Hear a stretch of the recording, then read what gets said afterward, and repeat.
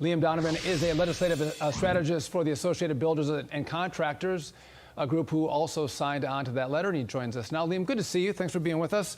So again, break this down for us. Why did you sign the letter, and what's your point here? Well, I think first and foremost, you have to think, you guys have laid out pretty well how impactful the Tax Cuts and Jobs Act have been over the last 7 years.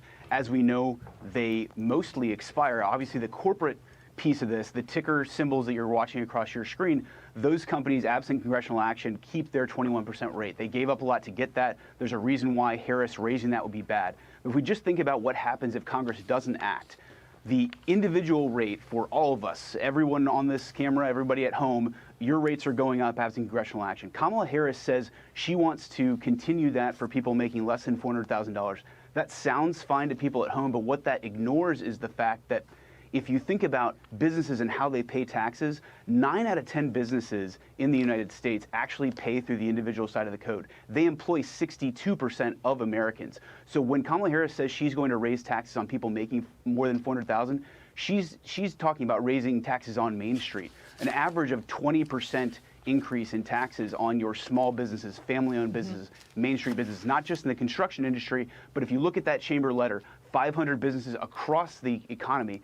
Think about anything downtown in Main Street that's not a big box retail store. They are independent businesses paying at the individual rate. That is what's at stake when you're thinking about going to the polls in November. But Liam, she is going to give people money to buy a house. She's going to, if you're a builder, she's going to help you with contracting and making way for permitting.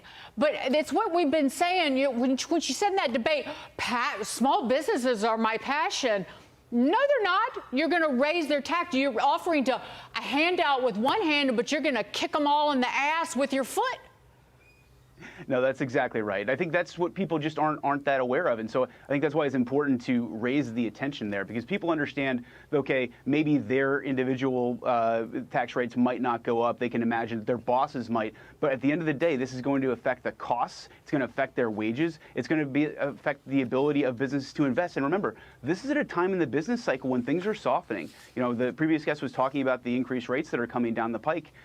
This is not an economy that's going to go on forever. We need to be thinking about when these conversations should be happening at a time that's really perilous for the economy. We very well could see a recession not that too far in the future, and the idea of raising taxes at that time. And just think about the global competitiveness. She wants to raise the corporate rate to 28%. That sounds bad, but when you're talking about the small business rate going up to 40%, that's just completely insane. You know, it's so important that businesses, the builders and contractors speaking out and others speaking out about how bad this would be for the economy.